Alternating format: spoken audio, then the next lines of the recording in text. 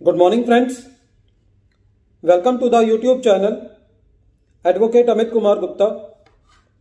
अपने income tax के cases की सीरीज में आज जो केस हम लोग डिस्कस करेंगे उस केस का नाम है oriental insurance company limited versus chief commissioner of income tax TDS। Friends, ये केस 445 ITR पेज नंबर 300 पे रिपोर्ट हुआ मैटर गुजरात हाईकोर्ट ने डिसाइड किया और इस केस का जजमेंट 5 अप्रैल 2022 को आया। फ्रेंड्स, इस केस के जो फैक्ट्स हैं वो बहुत इंपॉर्टेंट हैं, बहुत इंटरेस्टिंग हैं। इस केस के अंदर जो असेसी था उसका एक क्लेम चल रहा था, उसका एक एक्सीडेंट हुआ था और उसका मोटर एक्सीडेंट क्लेम ट्रिब्यूनल के अंदर वो अपने क्लेम के लिए लड़ रहा था। जब ये क्लेम सेटल हो गया तो ये क्लेम जो है वो इंश्योरेंस कंपनी ने ट्रिब्यूनल के अंदर जमा कराना होता है। मोटर एक्सीडेंट ट्रिब्यूनल के अंदर ये क्लेम इंश्योरेंस कंपनी ने जमा कराना होता है, ये सिद्धांत है। जो क्लेम होता है उसके ऊपर इंटरेस्ट भी मिलता है। Section 171 of the motor vehicles act के अंदर ये कानून है कि जिस दिन क्लेम फाइल किया और जिस दिन तक उसको क्लेम नहीं मिला उस दिन तक उसको सिंपल इंटरेस्ट देना है। तो अब मुद्दा ये आता है कि जब क्लेम फाइल किया गया और जब उसको क्लेम मिलना है उस तक का जो इंटरेस्ट है वो क्लेम के साथ इंश्योरेंस कंपनी ने मोटर एक्सीडेंट ट्रिब्यूनल में जमा करना होता है। तो जब ये क्लेम जमा करना है इंटरेस्ट के साथ तो प्रश्न ये उठता है कि क्या ये जो इंटरेस्ट है उसके ऊपर इंश्योरेंस कंपनी TDS काटे या ना काटे।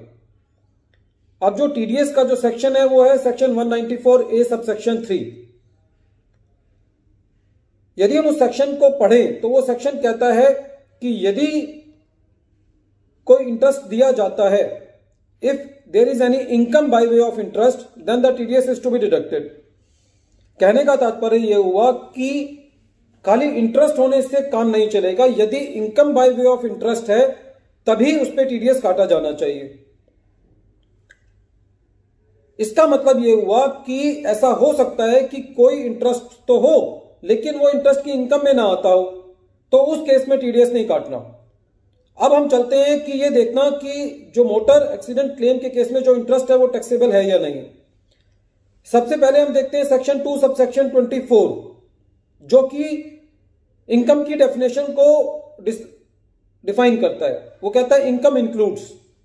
यदि हम ये देखें कि इसके अंदर कौन कौन सी इनकम आती है तो इसके अंदर कहीं पे भी ये नहीं दिया हुआ कि जो मोटर एक्सीडेंट क्लेम पे जो कंपनसेशन मिला है या एनहांस्ड कंपनसेशन मिला है उसका इंटरेस्ट टैक्सेबल है। वो फिगर एक्सक्लूसिवली इसके अंदर इंक्लूड नहीं है। अब बात आती है इस चीज को समझने के लिए एक सेक्शन है 56 सबसेक्शन 2 क्लॉज 8। ये कहता है कि income by way of interest received on compensation और on enhanced compensation refer to in section 145B subsection 1।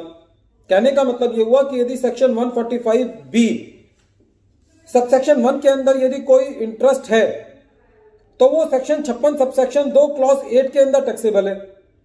अब सेक्शन 145B सबसेक्शन 1 में जाते हैं तो वो ये कहता है कि कोई भी यदि इंटरेस्ट मिला है जो कि कंपनसेशन पे मिला है या एनहांस्ड कंपनसेशन पर मिला है वो उस साल में टैक्सेबल है जिस साल के अंदर वो इंटरेस्ट मिला है।